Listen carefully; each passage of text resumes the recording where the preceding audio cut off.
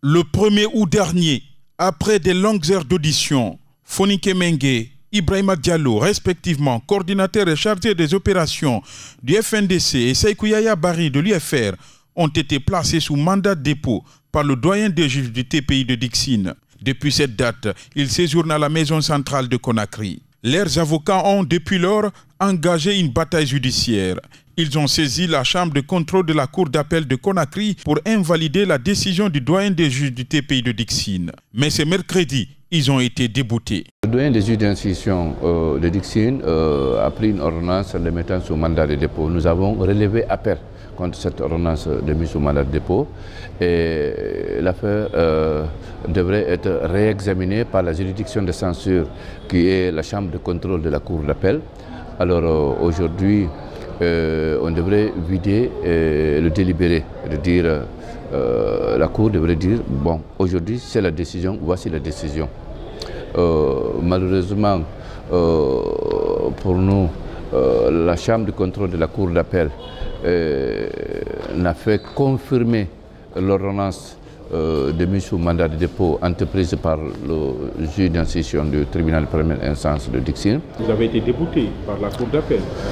Oui, parce que dans la mesure où la première chambre de contrôle de la cour d'appel a confirmé l'ordonnance de mise sous mandat de dépôt entreprise par le doyen des juges d'instruction, ça veut dire que la chambre de contrôle ne nous a pas suivis.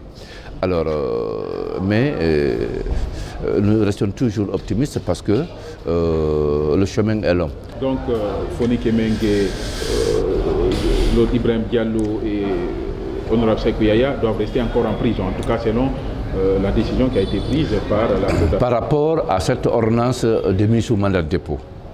Donc, pour le moment, justement, ils vont continuer à rester parce que la Chambre de contrôle a confirmé l'ordonnance de mise sous mandat de dépôt entreprise par le juge d'instruction.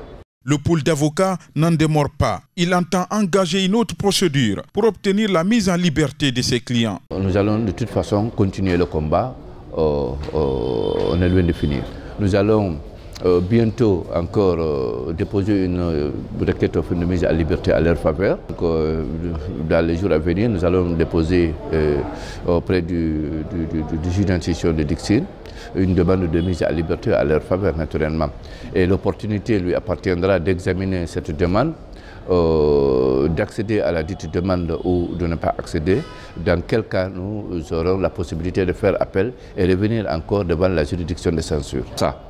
Nous allons, puisqu'on n'a pas eu gain de cause de ce côté, nous allons dans les jours à venir, et dans les prochains jours d'ailleurs, déposer une autre requête au fin de mise à liberté à leur faveur. Maître Salifou Béavogui et ses collègues sont plus que jamais déterminés pour sauvegarder les intérêts de leurs clients.